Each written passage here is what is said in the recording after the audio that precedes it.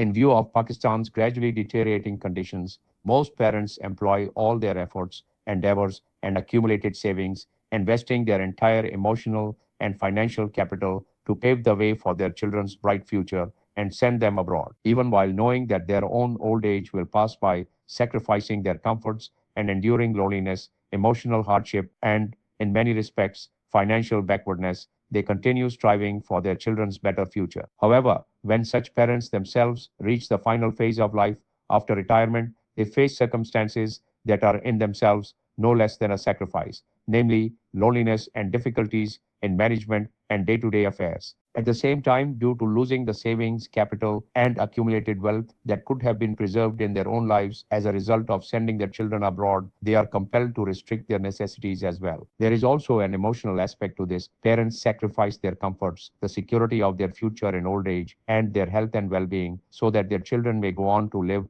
a good life. They do so even while knowing that in the final phase of life, they will have to spend their last days under mental stress, a sense of loneliness, and concern for the welfare of their children living abroad. In many respects, had they not sent their children abroad, the prospects of having comforts would have brightened for them. And had they kept their financial circumstances stable for ease and comfort in the future, there would have been no need to limit their necessities. Certainly, apart from this, in the last phase of life, due to limited social activities, their social integration also continues to become increasingly restricted. This then is the condition of those middle class individuals who are often self made, but apart from them, laborers, farmers, and those people in society who are compelled to live below the poverty line also facilitate sending their children abroad by selling their livestock and belongings so that they may even enter a developed country through illegal means and improve their future, and so that they may send some money from abroad on a monthly basis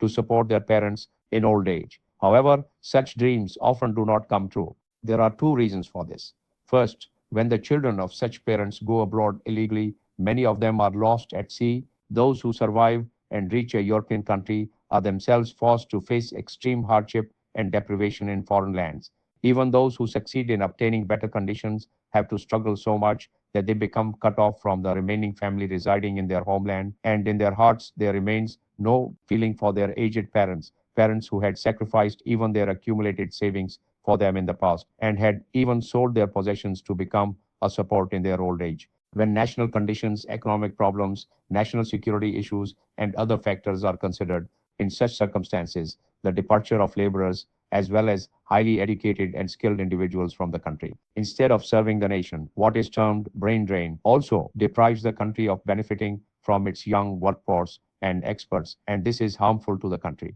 Despite the government's claims of economic growth, according to the State Bank, foreign investment declined by 82% during the first 4 months of the current fiscal year. The labor force survey of the Ministry of Planning and Development stated that the unemployment rate in the country is 7.1%, which is the highest rate in 2 decades. In Pakistan, the unemployment rate has increased by 31%, as a result of which an additional 1.4 million people have become unemployed. And people aged 65 years or above are also being forced to earn a living to keep the wheel of life moving, either because their children are unemployed or their income is so low and limited that the children are not able to bear the burden of supporting their parents. The irony is that when I meet students and the youth of the nation in universities, the same impression is received that almost everyone is ready to go abroad. This trend appears likely to continue until the youth of my country see a ray of hope, and such a ray of hope will appear only when Pakistan's conditions improve economically and young people can see the betterment in their lives within their own homeland. In such circumstances, it is essential for the government to wisely improve its educational reforms along with creating economic opportunities. In such a situation, Pakistan's leaders should, by making better use of all existing resources, pave the way for skills development and quality learning opportunities, and completely separate political involvement from academic institutions. It has been observed that in every university in the country, through one means or another, political influence results not only in political appointments across university institutions, but also due to political interference in a gradual decline in the academic standards. When the youth of the nation complete their studies and graduate, their degrees hold no more value than pieces of paper because such credentials provide very limited benefits in the job market. In one sense, if viewed comprehensively, the country's leaders and its people will have to do what China or India did, create such conditions within their own countries and bring about such improvement that their people who had gone abroad began returning to their homelands because they started receiving opportunities in their own countries equivalent to or similar to those abroad. Through such a situation, both parents who made such sacrifices to send their children abroad and their children, as well as the children's future, can move forward in a better direction